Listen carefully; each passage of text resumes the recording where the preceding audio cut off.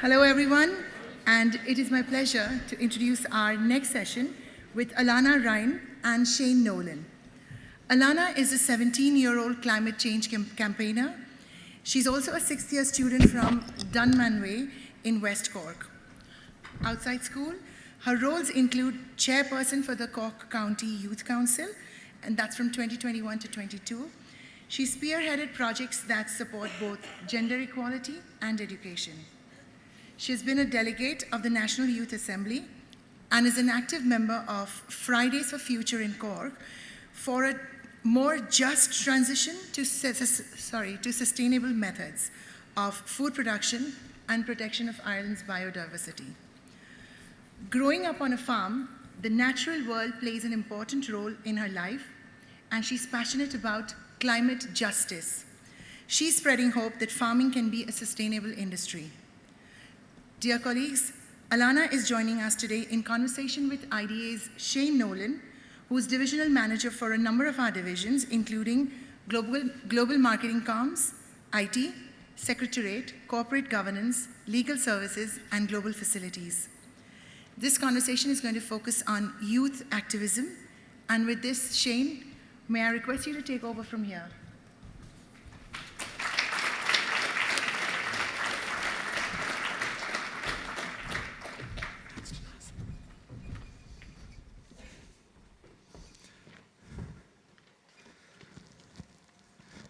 So Alannah, you're very welcome to the IDA annual conference, and thanks for making up the road from Dunmanway on such a rainy day, and particularly, I know this is a pretty busy academic year for you, so really appreciate you taking time out to speak with us today. I know a number of colleagues here today will be aware of you, particularly our very strong Cork contingent here.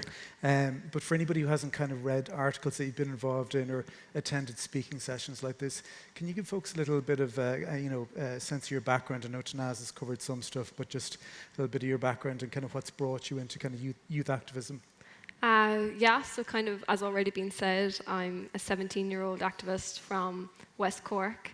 I suppose I've been involved in activism for the past 2 years since I was 16. It kind of started off with me joining Cork County Corlin and Og, it's basically the youth council, and there's one in all of the 31 local authorities. It's a place, I suppose, for young people to have their voices heard on the services, the policies, the issues that affect them.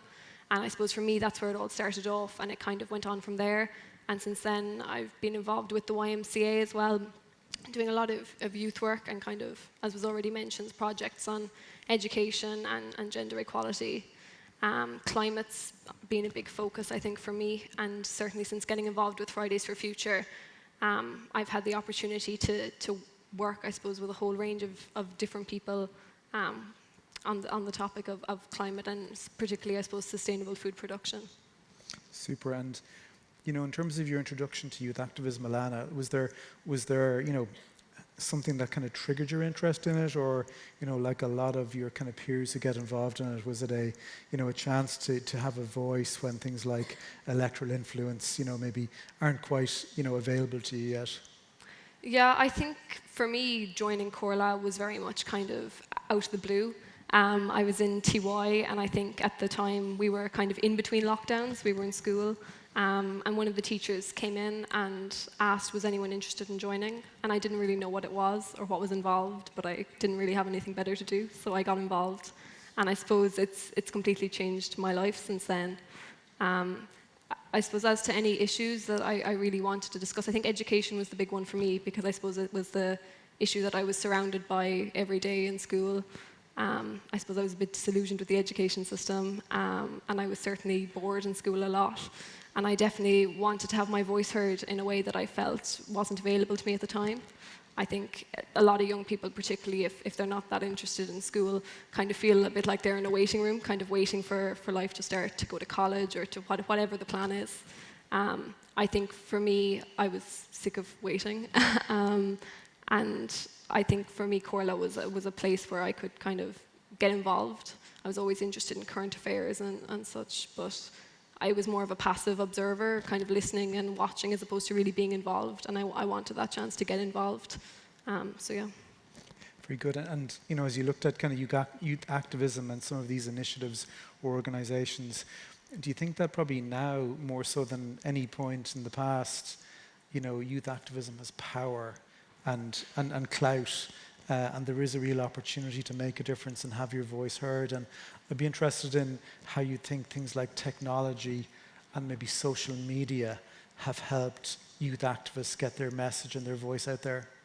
Yeah, and I was thinking about it before, about why youth activism is so powerful now. And I think I came up with, I suppose, 3 reasons, and 2 are kind of more obvious ones. Definitely the amount of support it's gotten, I think from government and funding, but as well from just different organizations. There's really this emphasis on youth and youth voice and youth empowerment. And it's really allowed young people to flourish, I think. And second is social media, and I think the fact that ideas can just be spread so quickly at the touch of a button, and young people can connect with each other from all over the country and all over the world, and it can really be a place to spread ideas. But also, I think the fact that for young people, the world that we're living in at the moment, and for everyone really, is very turbulent and very unpredictable. I think definitely with COVID was kind of the prime example of that. Just the fact that things that we always took for certain, that whatever happened, we'd wake up and go to school on a Monday or meet our friends on a Friday, that kind of those simplicities could kind of be taken. And I think climate change threatens it in a similar way. This idea that simple things, fresh air, clean water, kind of things that are just under threat. And I think that makes young people scared, and I think it makes them angry as well. So I think that, young people have got more support, certainly from a whole range of systems. Social media has been fantastic as well. But I think it also comes down to young people really feeling that they want the power to change things, because they've been out of control for so long. And it's probably, impossible not to talk about youth activism, social media, impact, and not to talk about Greta Thunberg in the same breath. I know for yourself, sustainability and climate action are a very, very big part of what you're focused on as well. Can you share with us more specifically what got you involved in climate action? I know Tanaz made reference to your kind of farming background and things like that. Maybe give us a sense as to what got you involved in climate action specifically, and some of the things that you've been doing to kind of influence the kind of broader national discussion on climate action. Yeah, so I suppose the first thing was the fact that I grew up on a farm, and I think even from a very young age you kind of have that sense then of the simple things to do with climate, of how nature is interdependent upon each other. You need healthy soil for grass to grow, and it's a chain where everything affects each other. But I was also very interested in kind of history and in social justice movements, and I never really connected the two with each other. I never really thought of climate as a human rights issue when I was younger. I think that changed, again, getting involved in Corla and going from there, and the National Youth Assembly and so on. I definitely started to explore climate very much as a human rights issue. I remember reading Mary Robinson's Climate Justice book, and kind of it really opening my eyes as to why climate is a human rights issue. It is climate justice. It's about protecting people's rights, and kind of wealth inequality is a massive part of that as well. I think going on from there, I definitely started to explore, food processing systems a bit more. And I think that kind of stemmed from even being involved in activist circles. And hearing farmers sometimes portrayed as a bit of an enemy against climate change and against sustainability.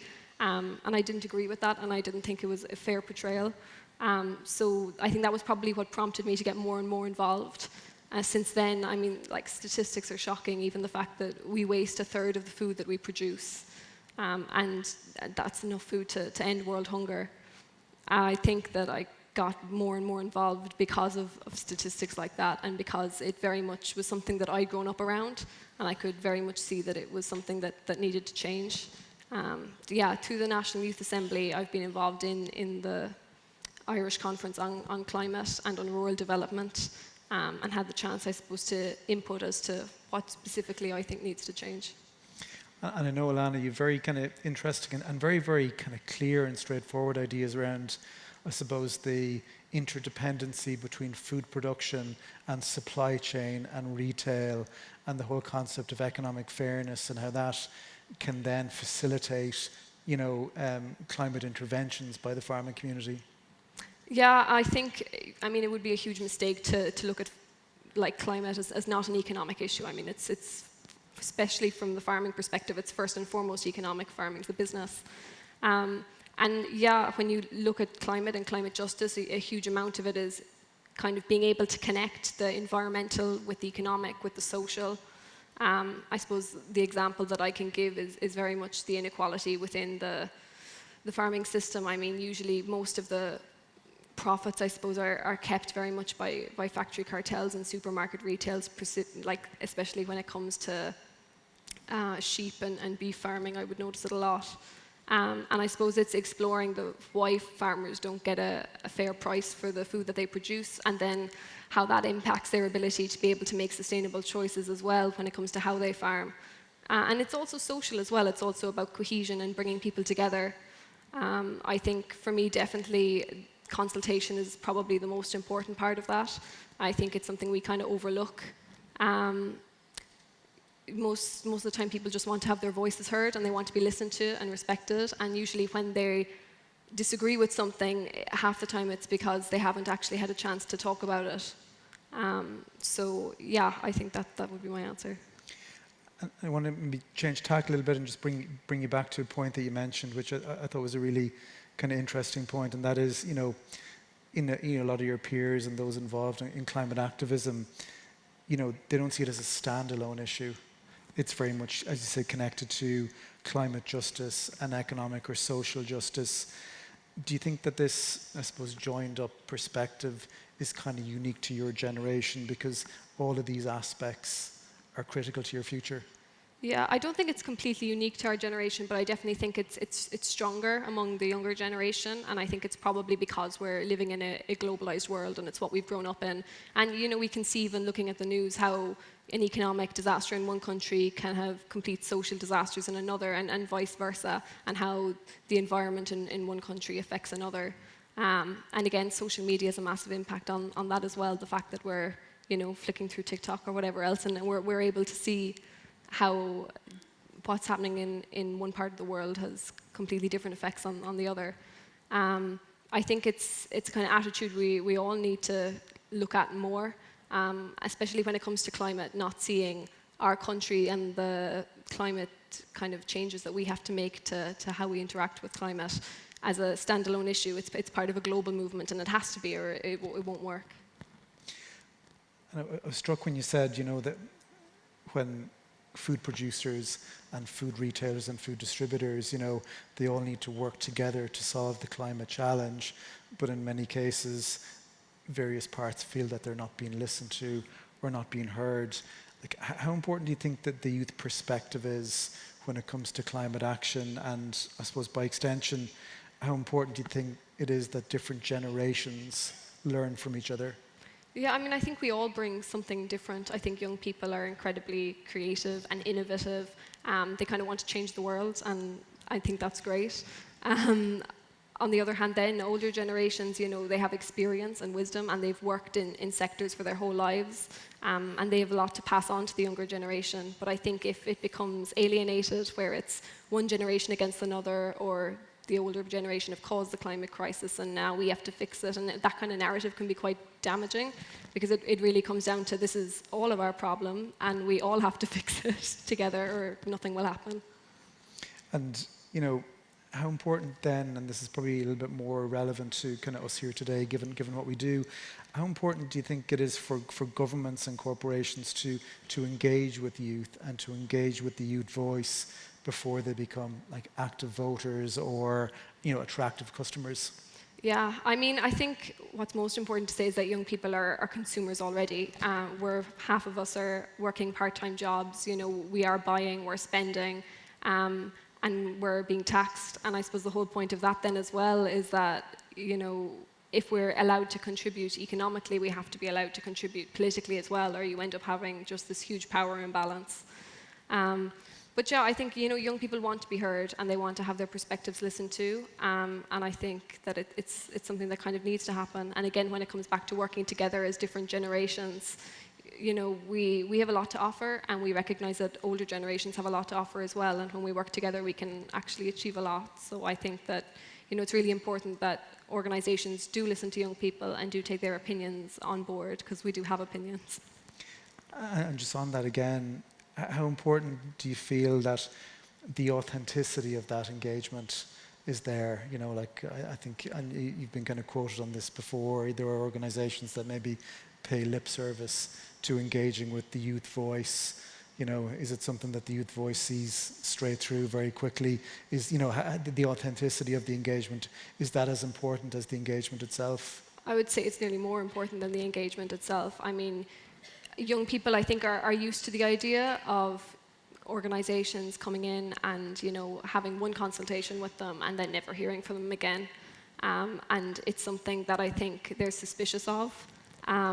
Definitely, I think, again, because of the turbulent world that we're living in, young people can be suspicious and kind of distrustful of organizations saying that we want to listen to you and hear your voice, because oftentimes it's simply not true.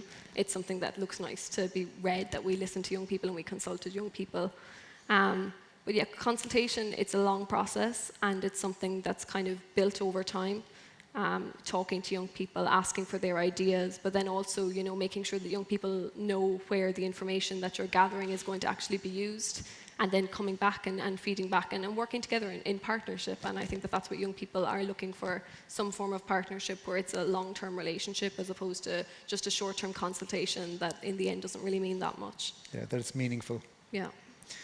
I might kind of end on a kind of future-looking question, if that's okay. And maybe a broad question, you know, given, you know, some of the challenges that you see and that your peers see and that you're campaigning to address or to make people aware of, what are your hopes for the future? Yeah, I think my hope would be kind of coming back to partnership, I suppose, that we can all actually come together and work together. And I think we are living in a world that is very polarized at the moment, where people are kind of put into boxes based on, you know, your political persuasion or what you think about climate, or even, you know, your background or where you come from.